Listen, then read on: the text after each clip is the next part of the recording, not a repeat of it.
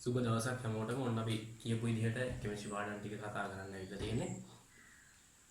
අපි බලමු මොනවද අපිට SFT වල ඉගෙන ගන්න තියෙන කෙමිස්ට්‍රි පාඩම් ටික කියලා. හරි. එතකොට SFT වල තියෙන පළවෙනි කෙමිස්ට්‍රි පාඩම අපි දන්නවා. මම ලියන්නම් ජෛව අණු. right. ඊට පස්සේ දෙවෙනි එක අපි ගමු බහු අවයවික. ඊට තුන්වෙනි එක විදිහට මම ගන්නවා තාප රසායනය. හතරවෙනි පාඩම මොකද්ද?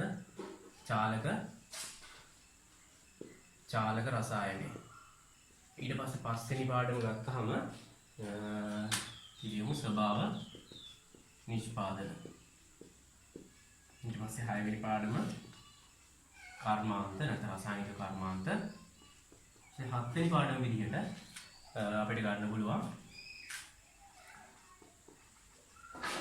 තාක්ෂණික දියුණුව සහ පරිසරය. තාක්ෂණික දියුණුව සහ පරිසරය. right. එතකොට මෙන්න මේ පාඩම් ටික තමයි අපිට කෙමිස්ට්‍රි පාඩම් ටික විදිහට තියෙන්නේ SFT වල සිලබස් එකේ. right. එතකොට ජෛවාණු කියන පාඩම ගත්තාම ජෛවාණු කියන පාඩම කෙමිස්ට්‍රි පාඩමක් විදිහට ගන්නත් පුළුවන්. ඒක බයෝ වල කොටසක් විදිහට ගන්නත් පුළුවන්. මොකද දැන් මේක කෙමිස්ට්‍රි ඔයාලා සිලබස් එකේ කෙමිස්ට්‍රි වලට වර්ග කරලා තිබ්බට මේකේ එන සමහර මේකෙන් අහන ප්‍රශ්න අපිට බයෝ වල පළවෙනි පාඩමේ තමයි හම්බෙන්නේ. එතකොට මේක ජෛවාණු කියන පාඩම ගත්තාම ඒකේ ප්‍රශ්න බයොලොජි වල ස්ට්‍රක්චර්ඩ් එකේ පළවෙනි ප්‍රශ්නේ ජෛවාණු වලින් ප්‍රශ්න එනවා. ඊට පස්සේ මෙතනදී ඉතුරු පාඩම් ටික බලන්නකො. දැන් අපි දන්නවා ජෛවාණු ගත්තා, බහුආයනික ගත්තා, ඊට පස්සේ චාලක ස්වභාව නිෂ්පාදන, කර්මාන්ත, තාක්ෂණික දියුණුව. මෙන්න මේ කියන පාඩම් සෙට් එක. මෙතන මේ පාඩම් දෙකයි, මේ පාඩම් තුනයි. දන්නවා මේ පාඩම් ටික තමුන්ට තියරි නෝට් එකක් තියෙනවා නම් තනියෙන් පාඩම් කර සමහර කොටස් තියනවා කියලා දෙන්න ඕන දේවල්. එහෙම නැතුව මම කියන්නේ පොදුවේ මේකේ සෑහෙන දෙයක් අපිට පාඩම් කරලා ගොඩ දා ගන්න පුළුවන්. මේ ජෛවාණු කොටසයි බහුආයනික කොටසයි ඊට පස්සේ මේ ස්වභාව නිෂ්පාදන, කර්මාන්ත, තාක්ෂණික දියුණුව සහ පරිසරය කියන කොටස්. හැබැයි මේකේ තියෙන මෙන්න මේ පාඩම් දෙක ගොඩක් ළමයින්ට අමාරුයි. මම දන්නවා ටෙක් කරන ගොඩක් අයට මේ චාලක රසායනය සහ තාප රසායනය කියන පාඩම් දෙක ගොඩක් කියලා අමාරුයි. එහෙම වෙන්න ප්‍රධාන හේතුව මොකද්ද? ප්‍රධාන හේතුව තමයි මේකේ තියෙනවා ගණන් හදන්න. මේක ගණන් තියෙනවා. හරි. හැබැයි මේ කොටස් වල එහෙම ගණන් හම්බෙන්නේ නැහැ. අපිට ජෛවාණු කොටස ගත්තත්, බහුආයනික කොටස ගත්තත්, ස්වභාව නිෂ්පාදන කොටස ගත්තත්, කර්මාන්ත කොටස ගත්තත්, තාක්ෂණික දියුණුව සහ පරිසරය කියන කොටස ගත්තත් තියරි ටික තියෙනවා නම් ලස්සන නෝට් එකක් තියෙනවා නම් P වලට අපිට පාඩම් කරලා ප්‍රශ්න වල උත්තර ලියලා ඒ ප්‍රැක්ටිස් එක මේ පාඩම් ටික හදා ගන්න පුළුවන්. ඒ වුණාට මෙන්න මේ තාප රසායනය සහ චාලක රසායනය කියන කොටස් ටික ගත්තාම තාප රසායනය සහ චාලක රසායනය කියන කොටස් ටික ගත්තාම එහෙම කරන්න බෑ. මේ ගණන් හදන්න තියෙනවා. එතකොට අපි රසායනික ප්‍රතික්‍රියා තුලිත කරන්න දැනගන්න ඕනේ. ඊට පස්සේ අපි ගත්තාම රසායනික සූත්‍ර ලියන්න පොඩි අවබෝධයක් තමුන්ට තියෙන්න ඕනේ. ඊට පස්සේ මේකේ ගැටලු වෙනවා විසඳන්න. මොකද චාලක රසායන පාඩමේ රසායනික ප්‍රතික්‍රියාවල ශීඝ්‍රතාවය සම්බන්ධ ගැටලු තියෙනවා. ඊපස්සේ තාප රසායනික කියන පාඩම ගත්තාම මේකේ තියෙනවා අපිට ගණනය කිරීම. ඒ කියන්නේ පිට වෙච්ච තාප ප්‍රමාණය ප්‍රතික්‍රියාවක් සිදු වෙද්දී නැත්නම් ප්‍රතික්‍රියාව සිදු වෙද්දී කොච්චර තාපය අවශෝෂණය වුණාද? ඒ විදිහට. right. එතකොට මම මුලින්ම මේ කෙමිස්ට්‍රි කියන කොටසේ කතා කරන්න බලාපොරොත්තු වෙන්නේ තාප රසායනය කියන පාඩම ගැන. ඒතර මේ තාප රසායනය කියන පාඩම තමයි අපි මුලින්ම කතා කරන්නේ. ඊට පස්සේ මම චාලක රසායනය කියන පාඩම කතා කරනවා. එතකොට එනවා පටන් ගමු.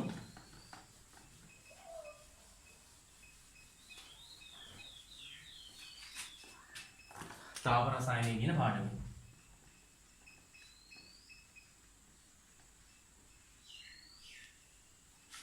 එතකොට මේ තාප රසායනය දැන් ඔයාලා මුලින්ම දැනගන්න ඕන දෙයක් තියෙනවා. ගොඩක් අය මේවා තාම සිලබස් එකේ තියෙන පාඩම් ටිකවත් හරියට දන්නේ නැහැ.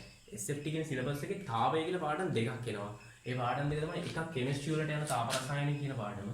අනිත් එක තාප භෞතිකය කියන පාඩම. තාප භෞතිකය කියලා කියන්නේ ෆිසික්ස් වල තියෙන පාඩම. එතකොට ගොඩක් අය මේවා පටල ගන්නවා. තාප රසායනය කියන පාඩම ගොඩක් ළමයි මේව පටල ගන්න හේතුව තමයි ඒගොල්ලෝ හරියට මුලින්ම ඔය මේ පාඩම් කරන්න කලින් SFT කරන්න ඕන දේ තමයි ඒවා සිලබස් එක මුලින් බලන්න ඕනේ. එතකොට මේකේ තියෙනවනේ කොටස් පහක් කොටස් තියෙනවා, මැත්ස් තියෙනවා, ෆිසික්ස් තියෙනවා, කෙමිස්ට්‍රි තියෙනවා, බයොලොජි තියෙනවා, IT තියෙනවා. එතකොට මෙන්න මේ කොටස් වලට එන පාඩම් ටික හරියට වෙන් කරගන්න. එතකොට පාඩම් කරන්න තමුන් ලේසි. තමුන් දන්නවා මේ තමුන් මොන පාඩම් කරලා ඉවර.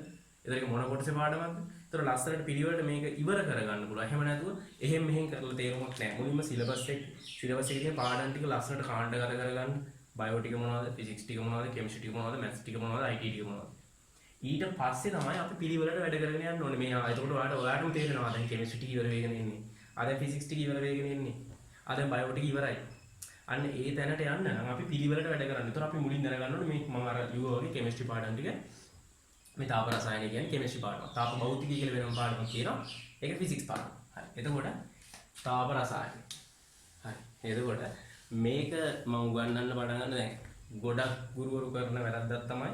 ඇත්තට මේ පාඩමේ ළමයි හරි බයයි මේ ගණන් හදන්න තේරෙන්නේ නැහැ. ගොඩක් මම දැකලා තියෙනවා මට ඕන තරම් හම්බෙලා තියෙනවා. ගණන් හදන්න තේරෙන්නේ නැහැ. හේතුව ඒ එක වැරද්දක් වෙලා තියෙනවා. මේ වැරද්ද ගොඩක් වෙලාවට වෙන්නේ ගුරුවරයාට. ඒක ගුරුවරයා වැරද්දක් නෙමෙයි.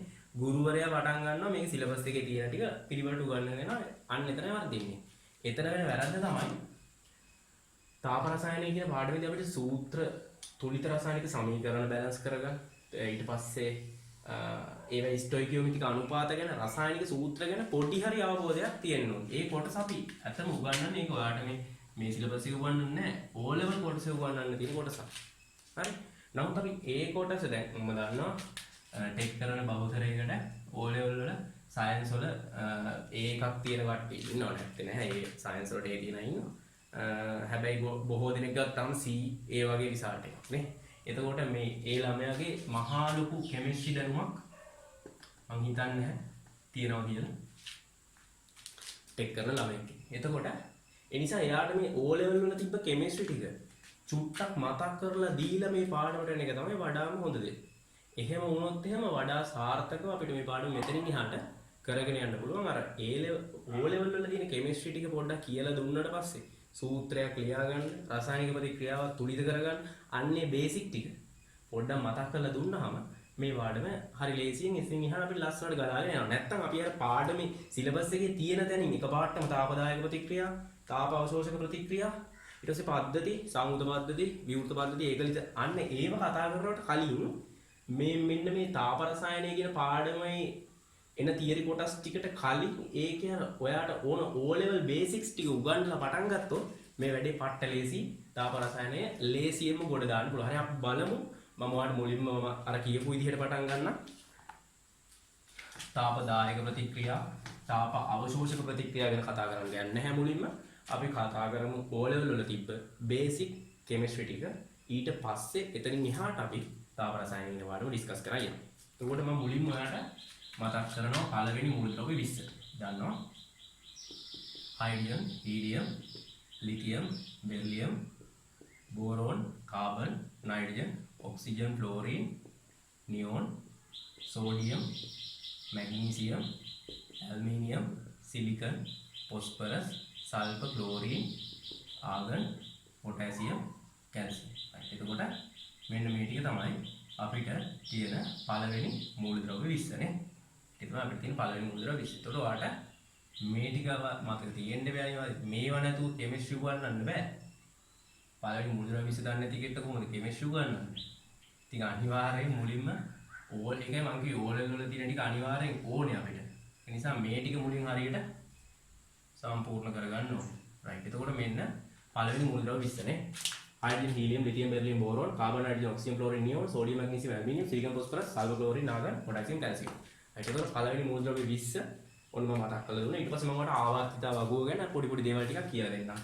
මේක අපි දන්නවා මේ කාණ්ඩ නම් කරන්නේ මේක පළවෙනි කාණ්ඩය, මේක දෙවෙනි කාණ්ඩය, මේක තුන්වෙනි කාණ්ඩය, මේක හතරවෙනි කාණ්ඩය, මේක පස්වෙනි කාණ්ඩය, මේක හයවෙනි කාණ්ඩය, මේක හත්වෙනි කාණ්ඩය, මේක අටවෙනි කාණ්ඩය, මේකට අපි කියනවා බිඳුව කාණ්ඩය කියලා නේ. ඒ කාණ්ඩය ඊට පස්සේ මේකට අපි කියනවා මොන කාණ්ඩය කියලාද? බිඳුව කාණ්ඩය කියලා කියනවා. ඊට පස්සේ අපි දන්නවා මේක තමයි පළවෙනි ආවර්තය, මේක දෙවෙනි ආවර්තය, මේක තුන්වෙනි ආවර්තය, මේක හතරවෙනි ආවර්තය. ඒතකොට ආවර්ත තියෙනවා හතර, ආවර්ත හතරයි අපිට. ආවර්තවක මීටර ලොකුට එනවා.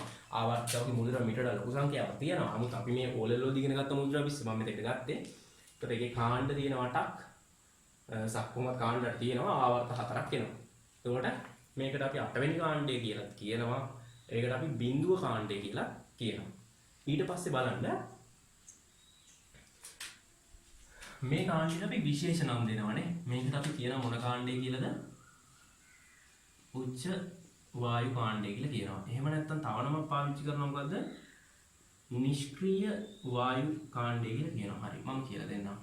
ඇයි අපි උච්ච වායු කාණ්ඩය කියන්නේ? දැන් ඔයාලට අර පොඩි කාලේ ඉගෙන ගත්ත දේවල් ටික ටික මතක් වෙනවා නම් ලොකු දෙයක්. ඒක වටිනවා.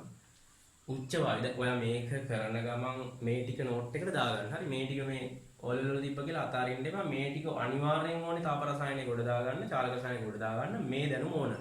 ඒ නිසා මේ ටික මතක නැත්තම් හොඳම දේ දැන් මම වීඩියෝ එක පෝස්ට් කරන්න නෝට් එක හදාගෙන යන්න මාත් එක්කම. එතකොට වීඩියෝ එක ඉවරෙද්දී ලස්සනට ඔයාලට නෝට් එකක් හදලා දිනවා. එහෙම නැතුව ඔයා මේක පැය ගානක් අහන් හිටියා කියලා තේරුමක් නැහැ. රයිට් එතකොට මේක තමයි පළවෙනි අපි 8 වෙනි කාණ්ඩය අපි හඳුන්වනවා මොන කාණ්ඩය කියලාද? උච්ච වායු කාණ්ඩය කියලා. නැත්නම් මේකට කියනවා මොනවා කාණ්ඩයද? නිෂ්ක්‍රීය වායු කාණ්ඩය කියලා. මේකට උච්ච වායු කියන්නේ ඇයි? මේ මූලද්‍රව්‍ය වල මතකද දන්නේ? මේ මූලද්‍රව්‍ය වල ශක්ති මට්ටම් වල තියෙන ඕන උපරිම ඉලෙක්ට්‍රෝන සංඛ්‍යාව තියෙනවා. මේ මූලද්‍රව්‍ය වල ශක්ති මට්ටම් වල තියෙන ඕන උපරිම ඉලෙක්ට්‍රෝන ගන්න පිරීලා තියෙනවා. ඒක නිසා අපි ඒකට කියනවා උච්ච වායු. ඒ වගේම ඇයි මේකට නිෂ්ක්‍රීය වායු කියන්නේ? මේ මූලද්‍රව්‍ය කිසිම වෙනත් මූලද්‍රව්‍යයක් එක්ක ප්‍රතික්‍රියා කරන්නේ නැති නිසා ප්‍රතික්‍රියා කරන්නේ නැහැ. ප්‍රතික්‍රියාකාරීත්වය බිඳුවයි. හැබැයි මේ 8 වෙනි කාණ්ඩයේ තියෙන මූලද්‍රව්‍ය අපිට හම්බෙනවා ඉතා කලාතුරකින්. මේ 8 වෙනි කාණ්ඩයේ තියෙන මූලද්‍රව්‍ය අපිට හම්බෙනවා ඉතා කලාතුරකින්. ඒකේ සමහර කට්ටිය සංයෝග ඔක්සිජන් එක්ක එකතු වෙලා ඔක්සයිඩ් කිහිපයක් ඒ වගේ සංයෝග කිහිපයක් හදපු අය හම්බෙනවා. හැබැයි බොහොමයක් ගත්තාම මේගොල්ලෝ ප්‍රතික්‍රියා කරන්නේ නැහැ කියලා තමයි අපි සලකන්නේ. මේක නිසා තමයි මේකට නිෂ්ක්‍රීය වායු කාණ්ඩය කියලා කියන්නේ. ඊට පස්සේ මේකට අපි කියනවා සක්‍රීය ලෝහ කාණ්ඩය. සක්‍රීය ලෝහ. සක්‍රීය ලෝහ කියන්නේ සක්‍රීය ලෝහ කියන්නේ මේවා ඊටාම මේකේ තියෙන මේ හයිඩ්‍රජන් කියන්නේ සක්‍රීය ලෝහයක් නෙමෙයි. ඊපස්සේ ලිතියම් කියන එකත් එච්චරම ලොකු සක්‍රීය ලෝහයක් නෙමෙයි. එතනින් පල්ලෙහාට තියෙන කට්ටිය. සෝඩියම්, පොටෑසියම්, හරි. එතනින් පහළට රුබීඩියම්, සීසියම් ඒ වගේ. එතකොට අන්නේ මූලද්‍රව්‍ය ගත්තාම ඒගොල්ලන්ගේ ප්‍රතික්‍රියාකාරීත්වය මොකද වෙන්නේ? ප්‍රතික්‍රියාකාරීත්වය ඊටාම වැඩි. ප්‍රතික්‍රියාකාරීත්වය ඊටාම වැඩි. එතකොට ප්‍රතික්‍රියාකාරීත්වය වැඩි නිසා ඒක මොකද වෙන්නේ? අපි දන්නවා ජලයට සෝඩියම් කැලලක් දැම්මම මොකද වෙන්නේ කියලා. ජලයට සෝඩියම් කැලලක් දැම්මම සෝඩියම් කැලල ඊටාම සක්‍රීයව ජලයේ ප්‍රතික්‍රියා කරනවානේ. ජලයට පොටෑසියම් කැලලක් දැම්මම ඔයා දන්නවා ජලයේ පොටෑසියම් කැලල ජලයේ උඩ පාවෙමින් ඊටා වේගයෙන් මොනවා වෙනවද? ජලය මත ප්‍රතික්‍රියා කරනවා. ඒ ප්‍රතික්‍රියා කරලා අපි දන්නවා ගිනිගෙන දැවෙන තරම් ශීඝ්‍ර ප්‍රතික්‍රියාවක් සිදු වෙන්නේ. අන්න ඒක නිසා තමයි මේවට කියන්නේ සක්‍රීය ලෝහ කියලා. ඊටාම ප්‍රතික්‍රියාකාරීත්වය අධික නිසා. ඊට පස්සේ මෙන්න මේ කාණ්ඩයනේ 7 වෙනි කාණ්ඩයට විශේෂ නමක් දෙනවාට මතකද? හැලජන කියලා කියනවානේ. හැලජන කාණ්ඩය කියලා කියනවා. රයිට්. ඊට පස්සේ මම ආවර්තිතාවක වෙන තව දෙයක් මතක් කරන්නම්. මේකේ ඔයාලට මතකද ලෝහ අලෝහ වෙන් කරන්නේ කොතනින්ද කියලා? මෙන්න මේ බෙරිලියම් බෝරෝන්. බෝරෝන් අලෝහ පැත්තට යන විදිහට මෙන්න මෙහෙම පියගැට පෙළක ආකාරයට අපිට පුළුවන් මෙයා අලෝහ පැත්තට යන විදිහට පියගැට පෙළක ආකාරයකට තමයි වෙන් කරන්නේ. එතකොට මෙතනින් එහා පැත්තේ තියෙන ටික අපි දන්නවා මොනවද කියලා. මෙතනින් එහා පැත්තේ තියෙන්නේ අලෝහ, මෙතනින් මේ පැත්තේ තියෙන්නේ ලෝහ. බෝරෝන් අලෝහ පැත්තට වෙන් වෙන විදිහට ඉතින් එහාට පියගැට පෙළක ආකාරයකට, පඩි පෙළක ආකාරයට වෙන් කරාම මේ පැත්තේ තියෙන සෙට් එකට අපි කියනවා අලෝහ කියලා. මේ පැත්තේ තියෙන සෙට් එකට අපි කියනවා ලෝහ කියලා. එතකොට දැන් මෙන්න මේ පඩි පෙළ දෙපැත්තේ ළඟ ළඟ ඉන්න අය ඇල්මීනියම්, සිලිකන්, මේ බෙරිලියම්, බෝරෝන් එන්නේ ඒගොල්ලෝ ගත්තාම එයාලා මේ එයාලට අපි කියනවා උභයගුණී මූලද්‍රව්‍ය කියලා. මොකද්ද උභයගුණී කියන්නේ? උභයගුණී කියලා කියන්නේ ඔයා උභයගුණී කියන වචනේ තේරුම අහලා තියෙනව නේද? මොකද්ද උභයගුණී කියලා කියන්නේ? උභයගුණී කියලා කියන්නේ අපි දන්නවා මේ අර ජලයේ සහ ජලයේ අපි කියන්නේ මේ කවුද උභයජීවීන් කියලා. අපි පොඩි කාලේ උභයජීවීන් කියලා ඉගෙන ගත්තේ කවුද? දිය සහ ගොඩ කියන දෙකේම ඉන්න කට්ටියනේ. රයිට්. එතකොට හැබැයි ඒක නෙමෙයි හරිම අත්දැකීම. උඹේ ජීවිතය කියන්නේ ඊට වඩා වෙනස් දෙයක් තමයි එතන තියෙන්නේ. ඒ කියන්නේ ප්‍රජනනය කරන සමයට ජලයට යනවා සහ අනිත් සමයේ ගොඩබිම් වාසය කරනවා කියන අදහස තමයි හරිම අදහස. නැතුව ජලයේ ගොඩේ ජලය සහ ගොඩබිම දෙකම හිටියා කියලා කිඹුලා කියන්නේ උඹේ ජීවිතය කියලා ගන්න නැහැ නේ. රයිට් එක මම නිකන් මේ අදහස කිව්වේ. අර උඹේ කියන ලක්ෂණ දෙකම තියෙනවා. එතකොට ඒකේ අදහස මේවට අපි කියනවා උඹේ ගුණීය මූලද්‍රව්‍ය කියලා. ඒ කියන්නේ ඒගොල්ලන්ට ලෝහ ගුණක් තියෙනවා. ලෝහ ගුණක් තියෙනවා, අලෝහ ගුණක් තියෙනවා. එතකොට ඒ නිසා ඒවට අපි කියන්නේ උභය ගුණී මූලද්‍රව්‍ය කියලා. මේ පඩිපෙළ දෙපැත්තේ ඉන්න කට්ටිය. ඒතර ඇලුමිනියම්, සිලිකන් ඒගොල්ලන්ට ඒ ගුණාංග දෙකම හම්බෙන නිසා. රයිට්. ඒක ඔයාලට දැන් පොඩි අදහසක් එන්න ඇති. මූලද්‍රව්‍ය 20 සහ ආවර්ත අවමනේ කාණ්ඩ 8යි, ආවර්ත 4යි. ඊට පස්සේ මෙහෙම වෙන් කරාට පස්සේ මේ පැත්ත අලෝහ, මේ පැත්ත ලෝහ, හයිඩ්‍රජන් ඇරෙන්න. හයිඩ්‍රජන් කියන්නේ වායුවක්. ඊට පස්සේ ඔයා මෙතන තියෙන වායු දැනගන්න ඕනේ. නයිට්‍රජන් වායු, ඔක්සිජන් වායු, ෆ්ලෝරින් වායු, ක්ලෝරින් වායු, හීලියම් නියෝන් ආදී උච්ච වායු ගැන ඔක්කොම වායු. මෙතන හයිඩ්‍රජන් කියන්නේ වායුව. right? මේ ටික ලෝහ, මේ ටික අලෝහ. ඊට පස්සේ මේක උච්ච වායු කාණ්ඩය නැත්නම් නිෂ්ක්‍රීය වායු කාණ්ඩය. මේක 7 වෙනි කාණ්ඩය, හැලජන කාණ්ඩය. මේක පළවෙනි කාණ්ඩය, සක්‍රීය ලෝහ කාණ්ඩය. right. එතකොට මෙන්න මේ ටික තමයි මේ ආවර්තිතා වගේ පළවෙනි මූලද්‍රව්‍ය 20 ගැන ඔයාලට තියෙන්න ඕන අයිඩියා එක. හරි. ඊට පස්සේ අපි බලමු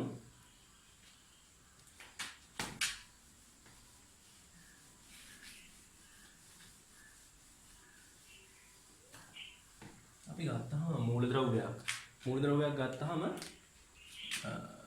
ඒක මූලද්‍රව්‍යයක් කියන්නේ මොකද? කිසියම් මූලද්‍රව්‍යයක් කියන්නේ යම් මූලද්‍රව්‍යයක හැදිලා තියෙන මොනවද? මූලද්‍රව්‍යයක හැදිලා තියෙන පරමාණු වලින්. එතකොට මූලද්‍රව්‍ය පරමාණුක තියෙන උපපරමාණුක අංශු මොනවද? දන්න උපපරමාණුක අංශු වර්ග කීයක් තියෙනවද? මූලද්‍රව්‍ය පරමාණුවක් ගත්තම උපපරමාණුක අංශු වර්ග තියෙනවා 3ක්. මොනවද උපපරමාණුක අංශු වර්ග 3? අපි දන්නවා මේකේ තියෙනවා ප්‍රෝටෝනනේ. ප්‍රෝටෝන තියෙනවා. ඊට පස්සේ අපි දන්නවා මතක් කරන්න නියුට්‍රෝන තියෙනවා. ඊට පස්සේ අපි දන්නවා තා මොනවද?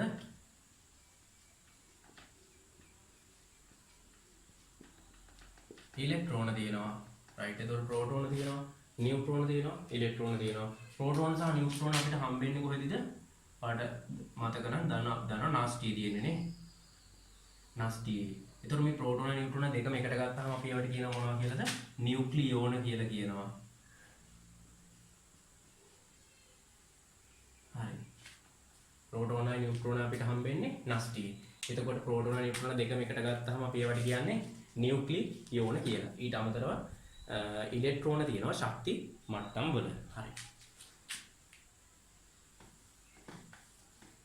එතකොට මම අදින්නම් සෝඩියම් පරමාණු. අපි දන්නවා සෝඩියම් පළවෙනි කාණ්ඩයේ හිටපු එක්කෙනානේ සෝඩියම්. සෝඩියම් ගත්තාම එතකොට මම මෙතන ආවර්තාව ලියා ගන්නවා මේ බෝඩ් එකේ ඊටමදී. Lithium, barium, boron, carbon, nitrogen, oxygen, fluorine, neon, sodium නේ. 1 2 3 4 5 6 7 8 9 10 11 වෙනි යන්නේ. right. ඒතර මෙයාගේ ශක්ති මට්ටම ඔයාලා දන්නවා ආවර්ත 3 වෙනි ආවර්තයෙන් ඉන්නේ නේ. දැන් ආවර්ත ගානට ශක්ති මට්ටම් තියෙන්න ඕනේ. දෙවෙනි ආවර්තයේ ඉන්න කෙනෙක් නම් ශක්ති මට්ටම් 2යි. පළවෙනි ආවර්තයේ ඉන්න කෙනෙක් නම් ශක්ති මට්ටම් 1යි. මෙයා ඉන්නේ 3 වෙනි ආවර්තයේනේ. එහෙනම් මෙයාට තියෙන්න ඕනේ ශක්ති මට්ටම් කීයක්ද? ශක්ති මට්ටම් 3ක් තියෙන්න ඕනේ. right. එතකොට සෝඩියම් 1 2 3 4 5 6 7 8 9 10 11 මෙයාගේ පරමාණුක ක්‍රමාංකය කියලා වචනයක් මතක් වෙන්න ඕනේ. පරමාණුක ක්‍රමාංකය කීයද? 11යි. ඒ කියන්නේ මෙයාගේ නිදහස් පරමාණුවේ ඉලෙක්ට්‍රෝනක් කීයක් තියෙන්න ඕනද? 11ක්. මම තව ටිකකින් කියලා දෙන්නම්.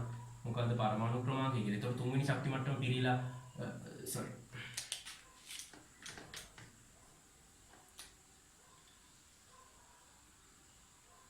පළවෙනි ශක්ති මට්ටමේ ඉලෙක්ට්‍රෝන දෙකම පිරීලා තියෙනවා. දෙවෙනි ශක්ති මට්ටමේ ඉලෙක්ට්‍රෝන 8ම පිරීලා තියෙනවා.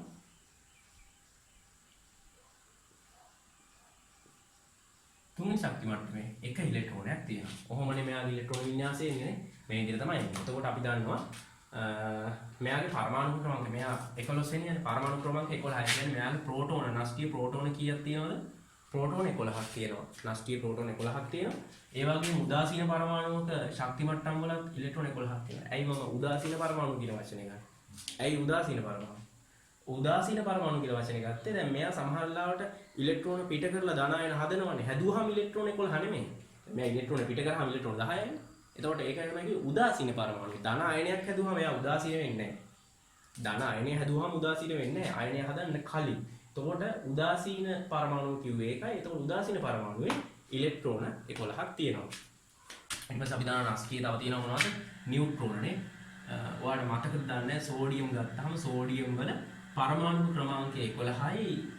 මෙයාගේ ස්කන්ධ ක්‍රමාංකය 23යි. ඒ කියන්නේ මෙයාගේ නියුට්‍රෝන තියෙනවා. මෙතන ප්‍රෝටෝන 11 අඩු කරන්නකො නියුට්‍රෝන තිබිලා තියෙනවා 12ක්. ඉලෙක්ට්‍රෝන වල විදිහට එන්නේ නේ. හරි. එතකොට මට කියන්න ඕනේ මේ අගයන් නෙමෙයි.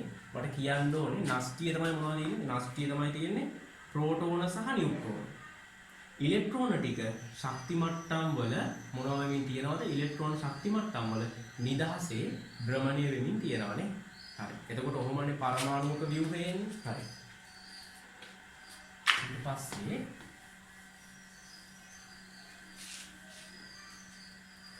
අපි ගත්තාම x කියන මූලද්‍රව්‍යය. x කියලා මූලද්‍රව්‍යයක් හිතන්න. මෙතන අපි ලියනවා මොකද්ද? මෙතන අපි ලියන්නේ පරමාණු ක්‍රමාංකයනේ. මෙතන අපි ලියන්නේ සංකේතයක් විදිහට අපි ලියද්දි මෙතන අපි ලියන්නේ ස්කන්ධ ක්‍රමාංකය. මේක මොකද්ද? මේක තමයි පරමාණුක ක්‍රමාංකය. මේක පරමාණු ක්‍රමාංකය. මේක මොකද්ද? ස්කන්ධ ක්‍රමාංකය. ඒකවිලා ස්කන්ධ ක්‍රමාංකය. පරමාණු ක්‍රමාංකය. මේක ඇවිල්ලා ස්කන්ධ ක්‍රමාංකය. right. එතකොට ඔයාලට ඒක මතක තියෙනවා. මෙහෙම අපි මූලද්‍රව්‍යයන් ලියනවා නම් මෙතන යට ලියන්නේ පරමාණු ක්‍රමාංකය, උඩින් ලියන්නේ මොකද්ද? ස්කන්ධ ක්‍රමාංකය. ඊට පස්සේ අපි බලමු මොකද්ද මේ මූලද්‍රව්‍යයක පරමාණු ක්‍රමාංකය. ඇත්තටම මේ පරමාණු ක්‍රමාංකය කියලා කියන්නේ hydrogen, helium, lithium, beryllium, boron, carbon, nitrogen, oxygen, chlorine, neon, sodium, magnesium, aluminium, silicon, phosphorus, sulphur, chlorine, argon, potassium, calcium. පරමාණුක ක්‍රමාංකය කියලා කියන්නේ බලමු මොකද මේ Z නැත්තම් පරමාණු ක්‍රමාංකය කියන්නේ කියලා. පරමාණු ක්‍රමාංකය කියලා කියන්නේ එයාගේ කිසියම් මූලද්‍රව්‍ය පරමාණුවක නෂ්ටියේ තියෙන ප්‍රෝටෝන ගණන. නෂ්ටියේ ඇති ප්‍රෝටෝන ගණන. ඔන්න ඔකට තමයි අපි කියන්නේ මොකද? පරමාණු ක්‍රමාංකය කියලා. මේක සමාන වෙනවා මොකේටද? උදාසීන පරමාණුවක ඉලෙක්ට්‍රෝන ගණනට.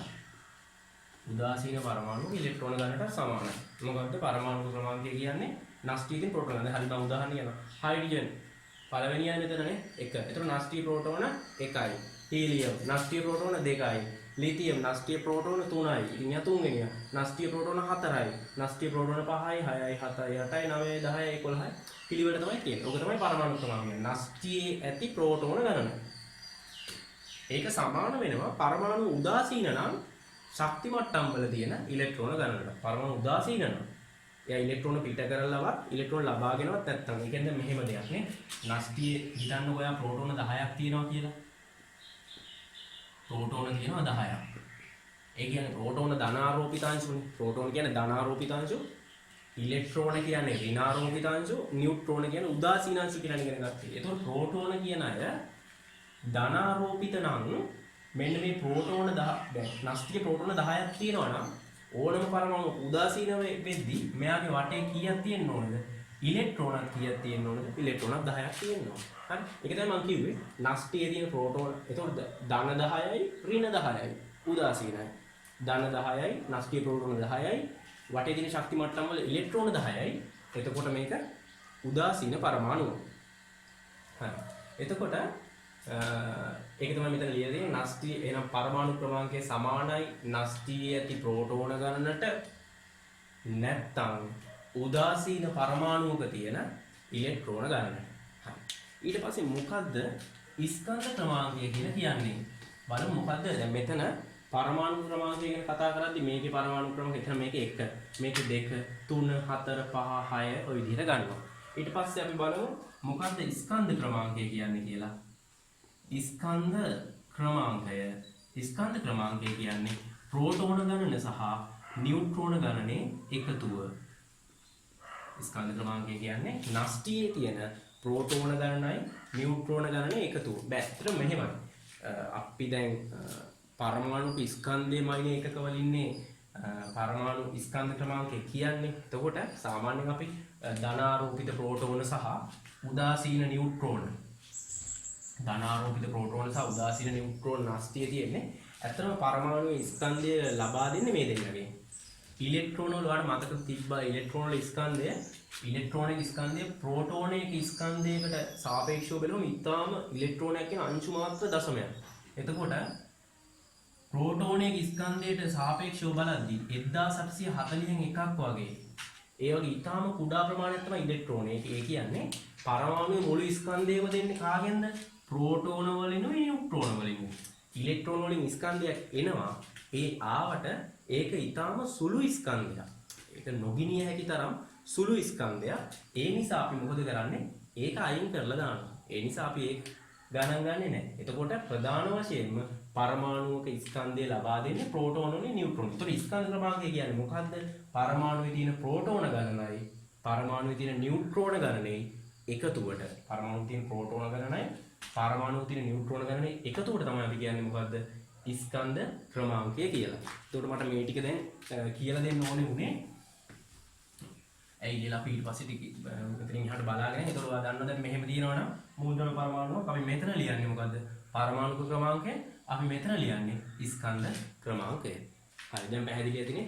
එතකොට දැන් ඔයාලට ඔන්න ටික ඕලෙල් වල අර තිබ්බ ඕලෙල් වල වුණු සයන්ස් වල තිබ්බ කෙමිස්ට්‍රි කොටස් ටික මතක් වෙවි එනවා. හරි.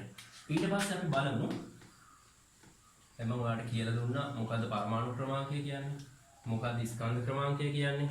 මූලද්‍රව්‍ය 20 ගැන පොඩි අදහසක් ගන්නනේ. හරි ඊට පස්සේ අපි බලමු පළවෙනි මූලද්‍රව්‍ය 20 ඉලෙක්ට්‍රෝන වින්‍යාස ලියන්න ඕන. හයිඩ්‍රජන්. ඉතින් ඉලෙක්ට්‍රෝන 1යිනේ. ඊට පස්සේ හීලියම් උදාසීන තත්ත්වයෙන් යන ඉලෙක්ට්‍රෝන 2යි. ඊට පස්සේ හයිඩ්‍රජන් හීලියම් ලිතියම් 2යි 1යි. ඊට පස්සේ hydrogen lithium beryllium 2 beryllium boron carbon nitrogen oxygen fluorine neon sodium magnesium ඊට පස්සේ aluminium silicon phosphorus sulphur chlorine argon potassium calcium. හරි එතකොට බෙරිලියම් 2යි 3යි 2යි 4යි 2යි 5යි 2යි 6යි 2යි 7යි 2යි 8යි 2යි 8යි 2යි 8යි 1යි 2යි 8යි 2යි 2යි 8යි 3යි 2යි 8යි 4යි 2යි ෆොස්ෆරස් 2යි 8යි 5යි 2යි 8යි 6යි 2යි 8යි 7යි 2යි 8යි 8යි 2යි 8යි 8යි පොටෑසියම් 1යි 2යි 8යි 8යි 2යි ඔන්න ඉලෙක්ට්‍රෝන වින්‍යාසයනේ. ඒතකොට බලන්න පළවෙනි ආවර්තයේ තිබ්බ දෙයක් නැහැනේ. පළවෙනි ආවර්තයේ ශක්ති මට්ටම් 1යි ඉලෙක්ට්‍රෝන ෆුල් පිරුණාම 2යි. ඊට පස්සේ මෙන්න මෙතනින් ඉඳන් මෙතෙන්ට දෙවෙනි ආවර්තයනේ. දෙවෙනි ආවර්තයේ ඉලෙක්ට්‍රෝන 8 දෙවෙනි ආවර්තය කියන්නේ දෙවෙනි ශක්ති මට්ටම් 2යි. දෙවෙනි ශක්ති මට්ටම ඉලෙක්ට්‍රෝන කීයක් උඩින් පිරෙන්න පුළුවන්ද? 8කට පිරෙන්න පුළුවන්. ඊට පස්සේ මෙතනින් එහාට අපි දන්නවා මේ මොකද්ද මේ තුන්වන ආවර්තය. තුන්වෙනි ආවර්තයේ ඉලෙක්ට්‍රෝන 8කට ඒ උඩින් පිරෙන්න පුළුවන්. ඒ කියන්නේ ශක්ති මට්ටම තුන්වෙනි ශක්ති මට්ටමට දක්වා තියෙනවා. හරි එතනින් එහාට ඔයාලට මෙන්න මේ පොටෑසියම් කැල්සියම් කියන දෙන්න අපිට අයිති වෙන්නේ කොහාටද? හතරවෙනි ආවර්තයේ මූලද්‍රව්‍යය. හරි එතකොට මම මේ ඉලෙක්ට්‍රෝන වින්‍යාසය ලියලා දුන්නද?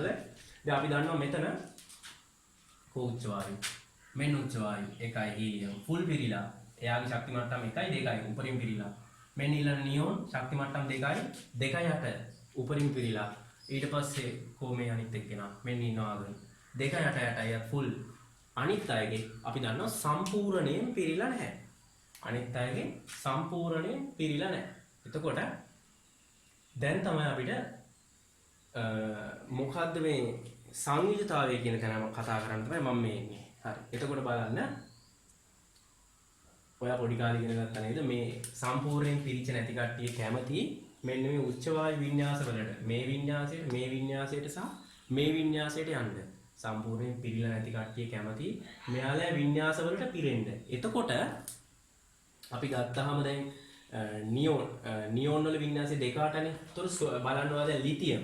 ලිතියම් කියන මූලද්‍රව්‍යයට ඉලෙක්ට්‍රෝන 7ක් තව ඇදලා ගත්තොත් ඉලෙක්ට්‍රෝන 7ක් එළියෙන් ගත්තොත් එයාට පුළුවන් මෙතෙන්ට යන්නනේ. නියෝන් වල වින්‍යාසයට යන්න පුළුවන්. 7ක් ආවොත් 2 8 එනවනේ. හරි. දෙක එකනේ තියෙන්නේ. තව 7ක් ආවොත් 2 8 එනවා. නැත්තම් එයාට පුළුවන් එකක් ලේසියෙන් පිට කරලා හීලියම් වලට යන්න. ඒතර එයා කරන්නේ ලේසි වැඩි. මොකද්ද ලේසි වැඩි? එයාට 7ක් අරන් මෙතෙන්ට යනට වඩා එයාට එකක් අරන් මෙතෙන්ට යන එක ලේසි. ඉතින් එයාට අග්ගාලා මොන ඉලෙක්ට්‍රෝනයක් පිට කරලා හීලියම් වින්‍යාසය හදාගෙන හදනවා මොන අයනේද? ඉලෙක්ට්‍රෝනයක් පිට කරාම පිළිනවා ලිතියම් ධන අයනය. ඉලෙක්ට්‍රෝනයක් පිට කරාම පිළිනවා මොකක්ද? ලිතියම් ධන අයනය. හරි. ඊළඟ බලන්න බෙරිලියම්. මෙතන මේ දෙවනියා. එයාටත් පුළුවන් මොනව කරන්නද? ඉලෙක්ට්‍රෝන 6ක් අරගෙන මෙතෙන්ට එන්න පුළුවන්. ඉලෙක්ට්‍රෝන 2ක් පිට කරලා මෙතෙන්ට යනවා. කොහොමද ලේසි? ඉලෙක්ට්‍රෝන 2ක් පිට කරලා මෙතෙන්ට යන එක ලේසිනේ. ආයෙ එයා ඉලෙක්ට්‍රෝන 2ක් පිට කරනවා. අපි දන්නවා එතකොට බෙරිලියම් 2+ ඔන්න හදනවා දාන 2 ආයනයක්. ඉලෙක්ට්‍රෝන 2ක් පිට කරාම දාන 2යි. හරි. රයිට් ඔය විදිහට දැන් අපි යමු ඊට පස්සේ මෙතන සෝඩියම් ගැන කතා කරමු. සෝඩියම්ට පුළුවන්. එයාගේ 2 8 එකනේ ඉලෙක්ට්‍රෝන වින්‍යාසය බලන්න. එයාට පුළුවන් ඉලෙක්ට්‍රෝනය පිට කරලා දාලා 2 8 වින්‍යාසයට යන්න පුළුවන්. නැත්තම් එයාට පුළුවන් තව ඉලෙක්ට්‍රෝන 7ක් අරන් ආගමික වින්‍යාසයට යන්න. හැබැයි ලේසි මොකක්ද? ඉලෙක්ට්‍රෝනයක් පිට කරලා මෙතෙන්ට යන එක. එහෙනම් මොකද වෙන්නේ? සෝඩියම් ඉලෙක්ට්‍රෝනයක් පිට කරලා හදනවා මොන අයනයද? සෝඩියම් ධන අයනය හදනවා. සෝඩියම් ධන අයනය හදනවා. ඊට පස්සේ මැග්නීසියම්ත් ඒ වගේ ඉලෙක්ට්‍රෝන 2ක් පිට කරලා මොන අයනය හදනවද? Mg2+ ඉලෙක්ට්‍රෝන 2ක් පිට කරානේ Mg2+ ධන 2 අයනය. ඊට පස්සේ අපි බලමු මෙතන ඔක්සිජන් ක්ලෝරින් ගැන පොඩ්ඩක් අදහසක් ගන්න. දැන් ඔක්සිජන් වාහිත ඔක්සිජන්ට පුළුවන් ඉලෙක්ට්‍රෝන 2ක් අරගෙන නියෝන් වලට එන්නත් පුළුවන්. ඉලෙක්ට්‍රෝන 6ම පිට කරලා හීලියම් වලට යන්නත් පුළුවන්. හැබැයි ලේසි මොකද්ද? ඉලෙක්ට්‍රෝන 2ක් අරගෙන ඉලෙක්ට්‍රෝන 2ක් අරගෙන මෙතෙන්ට එන්න පුළුවන්. නැත්නම් ඉලෙක්ට්‍රෝන 6ක් පිට කරලා මෙතෙන්ට යන්න පුළුවන්. එයාට ලේසි ඉලෙක්ට්‍රෝන 2ක් අරන් මෙතෙන්ට එන එක. ඒතකොට එයා හදනවා මොකද්ද ආයනය? ආයනය හදන්නේ මොකද්ද? O2-. ඉලෙක්ට්‍රෝන 2ක් ගත්තා. තව ඍණ සංඛ්‍යාගේ ඒතකොට ඉලෙක්ට්‍රෝන ගන්න වැඩි වුණා. ඉලෙක්ට්‍රෝන කියන්නේ ඍණාරෝපිතනේ. ඍණ දෙන්නේ ගත්තාම ඍණ 2යි. O2-. right ඊට පස්සේ මෙතන තව එකනිකම් ක්ලෝරින්. හරි. ක්ලෝරින් 2 8 7 තමයි ඉලෙක්ට්‍රෝන වින්‍යාසයනේ. 2 8 7. ඒතකොට එයාට පුළුවන් ඉලෙක්ට්‍රෝනයක් අරගෙන මෙතෙන්ට එන්න සහ ඉලෙක්ට්‍රෝන 7ම අයින් කරලා දාලා ආපහු නියෝන් වලට යන්න පුළුවන්. එයා කරන්නේ ලේසි වැඩේ. ඒ කියන්නේ ඉලෙක්ට්‍රෝනයක් අරගෙන මෙතෙන්ට එනවා. එහෙනම් එක ඉලෙක්ට්‍රෝනයක් ගත්තම ඍණාරෝපිත 1යි. එකක් වැඩි. ඒතකොට එහෙනම් ක්ලෝරයිඩ් අයනය Cl-. right ඔන්න ඔය විදිහට තමයි අයන හැදෙන්නේ. එතකොට මට ආපහු පාරක් මේ බෝඩ් එකේ ඉඳමදි මට ආපහු පාරක් ලියන්න වෙනවා. ආවර්තිත වගේ මූලද්‍රව්‍ය ටික hydrogen, helium, lithium, beryllium, boron, carbon, nitrogen, oxygen, chlorine, neon, sodium, magnesium, aluminium, silicon, phosphorus, sulfur, chlorine, argon, potassium, calcium. මේකේ පළවෙනි කමෙන් මේක කට්ටිය. පළවෙනි කාණ්ඩේ කට්ටිය. එක කාණ්ඩේ. මොකද කරන්නේ? ඉලෙක්ට්‍රෝනයක් එයාලා වැඩිපුරම කැමති ඉලෙක්ට්‍රෝනයක් පිට කරලා ධන එක අයනය හදන්න. එහෙනම් ගොඩකට ධන එක. මේ දෙවෙනි කාණ්ඩේ කට්ටිය මොකටද කැමති? ඉලෙක්ට්‍රෝන 2ක් පිට කරලා ධන 2 අයනය හදන්න. මේ මෙතන කාණ්ඩේ ඉලෙක්ට්‍රෝන 3ක් පිට කරලා ධන 3 අයන හදන්න කැමති කට්ටිය ඉන්නවා. හරි ඊට පස්සේ මේ මෙතන මේ හතරවෙනි කාණ්ඩය ගොඩක් වෙලාවට ඉලෙක්ට්‍රෝන 4ක් පිට කරනවා කියන කතාවට වඩා අපි දන්නවා කාබන් ගත්තාම මෙතේන් කියන සංයෝගය ගත්තාමනේ මෙතේන් වල මෙහෙමනේ CH4 මෙහෙමත් අදිනවා. එහෙම තමයි හරි view වෙන්න ඕනේ. CH4. හරි එතකොට කාබන් එකයි හයිඩ්‍රජන් හතර එයා සහසංයෝජ බඳ ඉලෙක්ට්‍රෝන පිට කරලා ලබා ගන්නවට වඩා එයා කරන්නේ එයාත් මෙතෙන්ට යන්න තමයි try එක. උච්ච වායු වින්‍යාසයට යන්න try එක. ඒතකොට එයාට ලේසි ඉලෙක්ට්‍රෝන පිට කරලා ලබාගෙන යනවට වැඩිය එයා කරන්නේ අනිත් අයත් එක්ක හතර දෙනාත් එක්ක හයිඩ්‍රජන් හතරත් එක්ක ඉලෙක්ට්‍රෝන හවුලේ තියාගෙන එයාගේ ඉලෙක්ට්‍රෝන අට බැලන්ස් කරන එක. මෙහෙම මෙයාගේ එකක් මෙතෙන්ට සහසංයෝජයට දැම්මා මෙයාගේ එකයි. හරිද? ඊළඟට මෙතන එහෙම ඉලෙක්ට්‍රෝන දෙක ඔය විදිහටනේ. ඒතර ඉලෙක්ට්‍රෝන 4ක් එයාට ආව මෙයාගේ 4යි ඔක්කොම 8. මෙහෙම බැලුවොත් එයාගේ 8 පේනවා. මෙහෙම බැලුවොත් මෙයාගේ 2 පේනවා. එතකොට සහසංයෝජ බන්ධන. ඒ කියන්නේ එහෙනම් අයන හදන්න ඕනේ නැහැ. එයාට උච්ච වායු වින්‍යාසයට යන්න අයන හදන්න කෙනෙක්ට උච්ච වායු වින්‍යාසයට යන්න අයන සෑදීමම අවශ්‍ය වෙන්නේ නැහැ. අයන හදන්න නැතුව එයාට පුළුවන් ඉලෙක්ට්‍රෝන හවුලේ තියාගෙන උච්ච වායු වින්‍යාසයට යන්න. අයන හදන්න නැතුව එයාට පුළුවන් ඉලෙක්ට්‍රෝන හවුලේ තියාගෙන උන උච්ච වායු වින්‍යාසයට යන්න. එතකොට බලන්න දැන් අපි දන්නවා හතරවෙනි කාණ්ඩයේ විදිහට එන්නේ හරි. එහෙනම් මොකද්ද මේ සංයුජතාවය කියලා කියන්නේ? මෙන්න මේක මාර වැදගත්. මොන වෙලාවටද? රසායනික ප්‍රතික්‍රියා ලියද්දී රසායනික ප්‍රතික්‍රියා ලියද්දී අවශ්‍ය වෙන රසායනික සූත්‍ර හරියට ලියා ගන්න. රසායනික ප්‍රතික්‍රියා ලියනකොට අවශ්‍ය වෙන රසායනික සූත්‍ර ඒව හරියට ලියා ගන්න මේ සංයුජතාවය කියන දේ හරියට දැනගෙන ඉන්න ඕනේ. හරි. අපි බලමු මොනවද සංයුජතාව කියලා. අපි දන්නවා පළවෙනි කාණ්ඩේ එහෙනම් සංයුජතාවය ඉලෙක්ට්‍රෝන පිට කරලා ධන එකයිනේ හදනවා කිව්වේ. එහෙනම් සංයුජතාවය 1යි. ඊට පස්සේ මෙතන සංයුජතාවය 2. දෙවෙනි කාණ්ඩේ. තුන්වෙනි කාණ්ඩේ සංයුජතාවය 3යි. හතරවෙනි කාණ්ඩේ 4යි. සමහරවිට දෙකක් හම්බෙනවා වැඩිපුර 4 තියෙන්නේ. පස්වෙනි කාණ්ඩේ සංයුජතාවය 5යි 3යිනේ. එයා ගොඩක් කරගෙන ඉලෙක්ට්‍රෝන 3ක් අරගෙන මෙතෙන්ට යනවා. ඉලෙක්ට්‍රෝන 3ක් අරගෙන හීලියම් නියෝන් ආගන් කියන වින්‍යාසයේ තියෙන තැනට යනවා. හැබැයි යාට සංයුජතාවය 5ත් එන්න පුළුවන්. බැරි කමක් නැහැ. 5ත් එන්න පුළුවන්. ඊට පස්සේ මෙතන ගත්තාම ඊළඟට ඔක්සිජන් සල්ප තියෙනවා 6 වෙනි කාණ්ඩේ. එයාලා කරන ඉලෙක්ට්‍රෝන දෙකක් අරන් මෙතෙන්ට යනවා. එතකොට එහෙනම් සංයුජතාවය 2යි. ඊට පස්සේ මෙතන මේගොල්ලෝ ඉලෙක්ට්‍රෝන එකක් අරන් මෙතෙන්ට යනවා. සංයුජතාවය 1යි. උච්ච වායු වල සංයුජතාවයක් නැහැ. සංයුජතාවයක් මේ ප්‍රතික්‍රියා කරන්න ඉලෙක්ට්‍රෝන පිට කරන්න ලබා ගන්න නැත්තම් සහ හවුලේ තියා ගන්න නැත්තම් සංයුජතාවයක් එන්නේ විදියක් නැහැ. හරි. එහෙනම් මොකද මේ බලන්න හැබැයි දමම කොහෙවත් දාන දැම්මේ නැහැ. රින දැම්මේ නැහැ. දාන රින දැම්මේ නැහැ. අපි දන්නවා මෙයා දාන එකයින හදන්නේ. අපි දන්නවා මේ කාණ්ඩේ දාන දෙකයින හදන්නේ. අපි දන්නවා මේ දාන තුනයින හදන්නේ. අපි දන්නවා මේක රින එකයින හදන්නේ. රින දෙකයින හදන්නේ. රින තුනයින හදන්නේ. නමුත් අපි දාන රින දැම්මේ නැහැ. සංයුජතාවය කියන එක ඉලක්කමකට සීමා කරනවා. සංයුජතාවය දාන රින ගන්නෙ නැහැ. එතකොට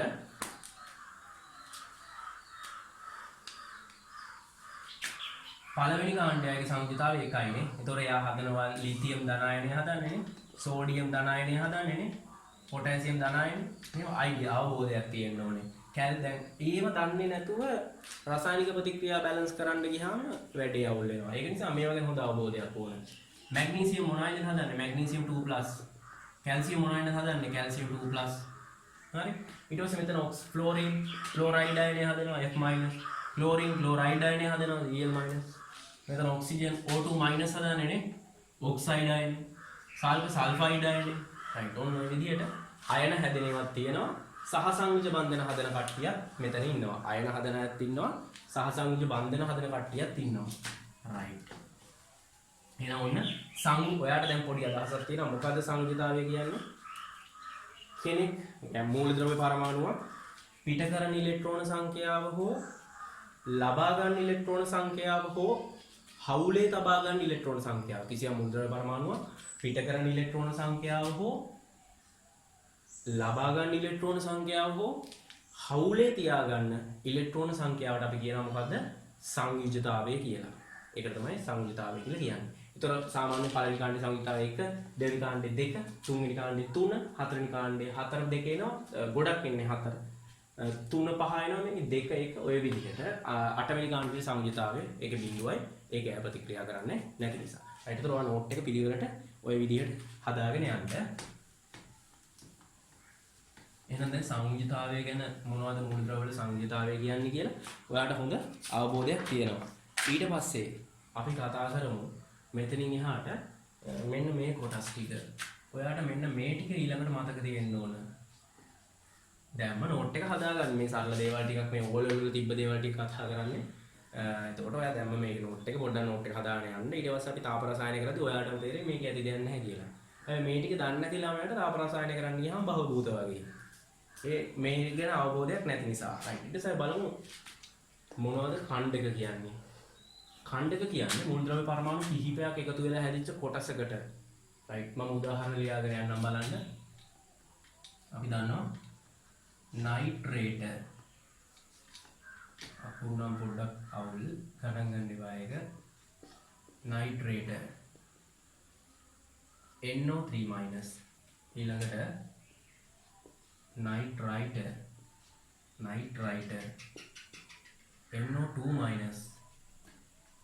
ඔය පාඩම් තියෙන්න ඕනේ. මේ වන තුන රසායනික ප්‍රතික්‍රියා ලියන්න බෑ. අනිවාර්යෙන් මේක පාඩම් තියෙන්න ඕන. හරි. නයිට්‍රේට නයිට්‍රයිට ඊට පස්සේ සල්ෆේට සල්ෆේට් SO4 ඊට පස්සේ සල්ෆයිට SO3 සල්ෆේට් SO4 සල්ෆයිට් SO3 ඊට පස්සේ බයිසල්ෆේට් HSO4 බයිසල්ෆේට් HSO4 ඊට පස්සේ කාබනේට් CO3 ඊට පස්සේ බයිකාබනේට් HCO3 HCO3 එතන වෙන්නේ දැන් මේ බයිසල්ෆේට කියන්නේ SO4 නේ බයිසල්ෆේට කියන්නේ HSO4 ඒතර වෙන්නේ හයිඩ්‍රජන් පරමාණු සම්බන්ධ වෙනකොට සමස්ථාරෝපණය එකකින් අඩු වෙනවා. දැන් ඍණ දෙක තිබ්බ එක හයිඩ්‍රජන් කියන්නේ ධන අයනයන්නේ. හයිඩ්‍රජන් කියන්නේ H+ අයනයනේ. ඒතර H+ අයනයෙන් සම්බන්ධ වෙනකොට බයිසල්ෆේට් වෙද්දී SO4 නේ ධන අයනයක් සම්බන්ධ වෙනකොට සමස්ත ඍණාරෝපණ එකකින් අඩු වෙනවානේ. එතකොට සල්ෆේට් SO4 බයිසල්ෆේට් HSO4 එකකින් අඩු වුණා ධන එක නිසා ඍණ. දෙක තිබ්බ එක ඍණ එක වුණා. ඊට පස්සේ මෙතන බලන්න කාබනේට් CO3 නේ. तो බයිකාබනේට් කියලා කියන්නේ HCO3 අතන ධනයක් කෙනෙක් හයිඩ්‍රජන් කියන ධනයක් සම්බන්ධ වෙනකොට ඍණ ආරෝපණයේ සමස්තය අඩු වෙනවා. ඊට පස්සේ ෆොස්ෆේට්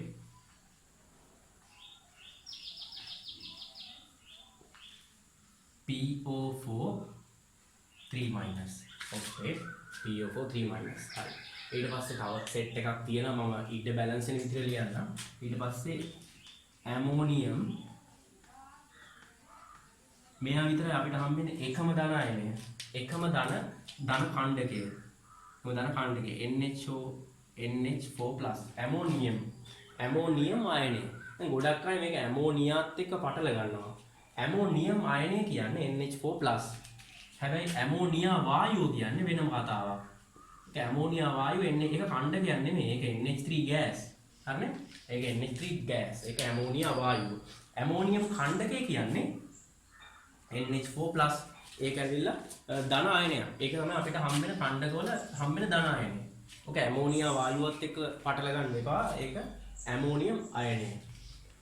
ඊට පස්සේ උතර නයිට්‍රේට් හරි නයිට්‍රයිට් හරි සල්ෆේට් හරි සල්ෆයිට් හරි බයිසල්ෆේට් ඊට පස්සේ කාබනේට් බයිකාබනේට් ෆොස්ෆේට් ඇමෝනියම් අයනය. ඊට පස්සේ අපි බලමු හයිඩ්‍රොක්සයිඩ්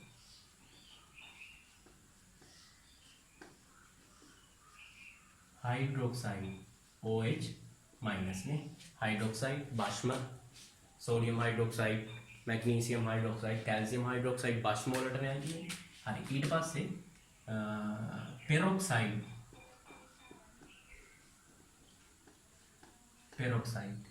पेरोक्साइड आयने O2 2- पेरोक्साइड කියන්නේ O2 2-. तर हाइड्रोजन पेरोक्साइड බලන්න हाइड्रोजन पेरोक्साइड हाइड्रोजन කියන්නේ ධන අයනේ. ඔන්නම සූත්‍ර ලියන හැටි දැන් පටන් ගන්නවා. සූත්‍ර ලියන්න ඔන්නම පළවෙනි එක ලියනවා हाइड्रोजन पेरोक्साइड. ඒතර H हाइड्रोजन ධන අයනය ඊට පස්සේ पेरोक्साइड අයනය කියලා කියන්නේ O2 2-. पेरोक्साइड අයනය කියන්නේ O2 2- මාරු වුණාම මෙතන ධන එකනේ තියෙන්නේ. එකම හැටි ගාලා වෙනසක් වෙන්නේ නැහැ. මේ දෙක මෙතෙන්ට එනවනේ. මෙහෙම මාරු කරන්න ඕනේ. එතකොට ලකුණ ධන ඍණ අයින් කරලා ලියන්නේ. මේ සංයුතිත ධන එක කියන්නේ हाइड्रोजन සංයුතිතය. तोर लकुණ සංයුතිතාවය ගන්නකොට මම කියන්නේ ලකුණ ධනද ඍණද කියන එක ගන්නෙ නැහැ කියලා. එහෙනම් හයිඩ්‍රජන් ධන එක තිබ්බේ මෙතෙන්ට ආව මෙතන ඍණ දෙක තිබ්බේ එක මෙතෙන්ට. H2 මෙතන දෙකක් තිබ්බ O2 මෙතන එකක් ලිව්වට වැඩක් නැහැනේ. හරි. එහෙනම් ඔන්න හයිඩ්‍රජන් පෙරොක්සයිඩ් නේ අර අපි දැන් නම් පාවිච්චි කරන්නේ නැහැ.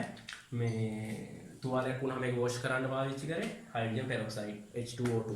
right. ඊට පස්සේ එතකොට ඒක හැදෙන්නේ පෙරොක්සයිඩ් අයනය පාවිච්චි කරලානේ. පෙරොක්සයිඩ් අයනය 1 2 3 4 5 6 7 8 9 10 11 ඊට පස්සේ අපිට තව ගන්න පුළුවන්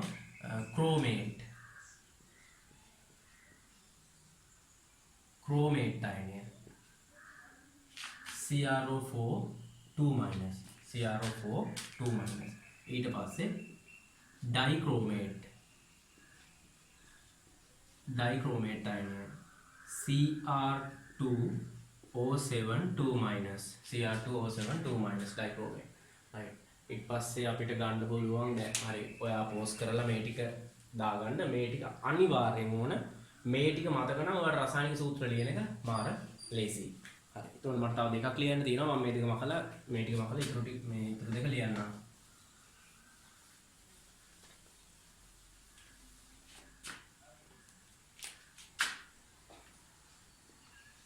permanganate MnO4 minus. permanganate කියද්දි ඔයාලට මතක් වෙනවා අර ඔක්සිජන් හතර පරීක්ෂණය අපි ගන්නෙ. අපි මේ මොනවද මේ අපි ඒකට කියන්නේ පොටෑසියම් permanganate කියලා නේ. ඒක අපි කියන්නේ කොහොමද? පොටෑසියම් කියන්නේ පළවෙනි කාණ්ඩයේ කෙනෙක් නේ. පළවෙනි කාණ්ඩයේ කෙනෙක් නම් එයා හදන්නේ ධන අයනය නේ. ධන එක අයනය. ඊළඟ පොටෑසියම් permanganate MnO4 minus. එතකොට සංයුජතා දෙක මාරු වෙනවා. සංයුජතා දෙක කියන්නේ මෙතනක් දාන එක මෙතන රින් එක. ඔය දෙක මාරු වුණාම වෙනසක් වෙන්නේ නැහැ නේ. KMnO4. ඔය දිනවල potassium permanganate. potassium permanganate. right. ඊට පස්සේ එහෙනම් permanganate අයනය MnO4 minus. ඊට පස්සේ manganate අයනය MnO4 2 minus. MnO4 2 minus. ඒක manganate. permanganate වෙනයි manganate වෙනයි. right.